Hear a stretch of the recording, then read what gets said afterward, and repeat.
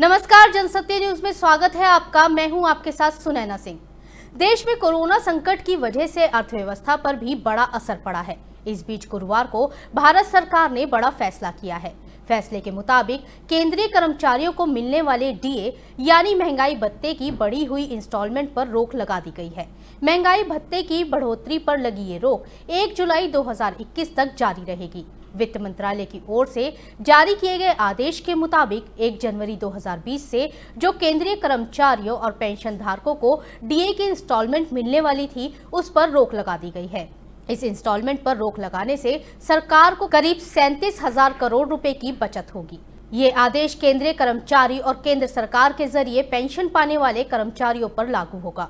गौरतलब है कि कोरोना संकट की वजह से केंद्र सरकार की ओर से कई तरह की योजनाओं में कटौती की जा रही है। इससे पहले गुरुवार को ही रक्षा बजट में कटौती की बात सामने आई है, जहां पर नए प्रोजेक्ट्स की खरीद को कुछ वक्त के लिए रोकने की बात कही गई है। इस फैसले का असर राफेल विमान S-400 मिसाइल सिस्टम की खरीद पर भी पड़ सकता है। इससे पहले भारत सरकार ने प्रधानमंत्री, राष्ट्रपति, सांसद, मंत्रियों की सैलरी में 30% तक कटौती का ऐलान किया था। इतना ही नहीं, सांसद निधि फंड को भी 2 साल के लिए निरस्त कर दिया गया था। बता दें कि कोरोना वायरस के संकट की वजह से देश में 40 दिनों का लॉकडाउन लागू है, जिसके कारण अर्थव्यवस्था पूरी तरह से चौपट है। सब कुछ बंद है। इसका सीधा असर जीडीपी और रेवेन्यू पर भी पड़ता दिख रहा है। उधर केंद्रीय अल्पसंख्यक कार्य मंत्री मुख्तार अब्बास नकवी ने तबलीगी जमात को लेकर बड़ा ऐलान किया है। केंद्रीय मंत्री मुख्तार अब्बास नकवी ने कहा है कि किसी एक संस्था या व्यक्ति के गुनाह को पूरे समुदाय के गुनाह के तौर पर नहीं देखा जा सकता। उन्होंने ये विश्वास भी जताया कि रमजान के पवित्र महीने में सभी मुस्लिम समुदाय लॉकडाउन और सोशल डिस्टेंसिंग का पालन करेंगे। नकवी के मुताबिक जमात प्रकरण के बाद फर्जी खबरें और अफवाह फैलाने वाले पूरे देश और इंसानियत के दुश्मन हैं। अब बात करते हैं रैपिड एंटीबॉडी टेस्ट किट की। चीन से आई रैपिड एंटीबॉडी टेस्ट किट पर सवाल उठने के बीच अच्छी खबर आई है। गुरुग्राम के मानेसर में अब तक 3 लाख रैपिड टेस्ट किट तैयार हो चुकी हैं। अगले 8 दिनों में 10 से 12 लाख किट और तैयार हो जाएंगी। मानेसर में सरकारी कंपनी HLL हेल्थ केयर और दक्षिण कोरियाई कंपनी SD बायोसेंसर ने किट बना ली है।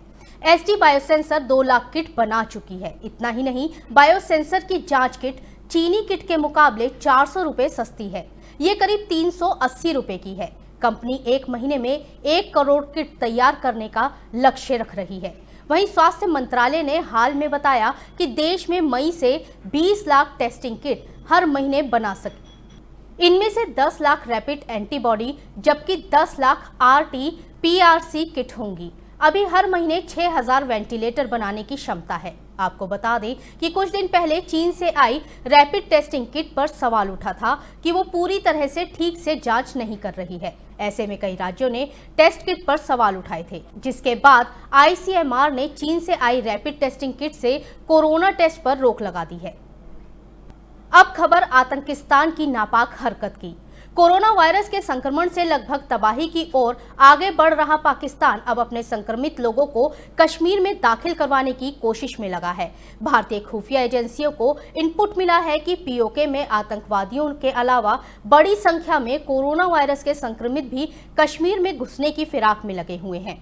इनका मकसद घाटी में संक्रमण को फैलाकर दहशत पैदा करना है।